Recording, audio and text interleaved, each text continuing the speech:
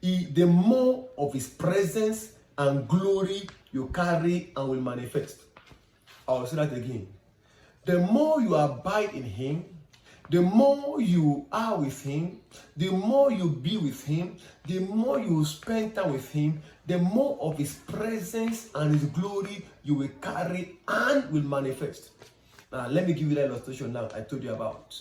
When you pick a foam, and from that verse 7, and you dip that foam in a bowl or bucket of water, what do you see? That foam is in the water. That's what Christ said, abide in me. That's the first phase. Then he said, and my word abide in you.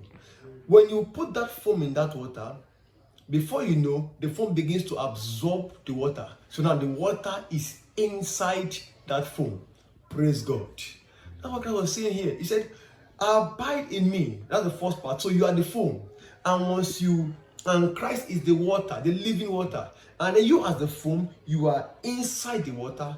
And because you are inside the water, you begin to absorb him. You absorb his presence. You absorb his glory. You absorb his virtue.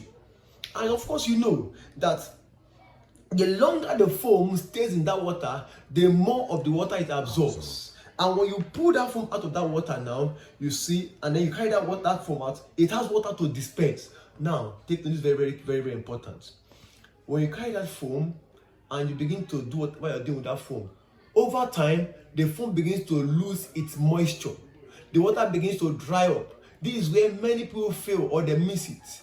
After they have spent time with the Lord, they have gathered virtues, they have gathered graces, they have gathered, they've gathered his presence. They go out there, they begin to dissipate energy, dissipate the virtue. They don't come back again to go and draw more virtue, draw more grace. So you must be careful that in as much as you are out there, you have the activity you are doing, you are ministering there, be careful that you don't lose moisture.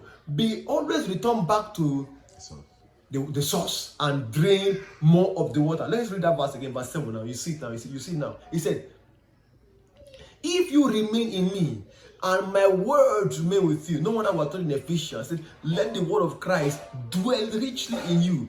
If you remain in me, and my words remain in you, ask whatever you wish, and it will be done for you. So you see it now. So the third benefit of being with Jesus is that you absorb more of his presence, and you're able to manifest that same presence and glory. No wonder the person of Moses.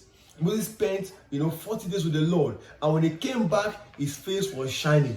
He had already absorbed the glory of God. So it's very, very important. The more time, I say here, the more time you spend with God, the more of his glory and virtues you absorb. And when you come out, this will manifest, just like Moses, whose face shone after he had spent 40 days with God in the mount.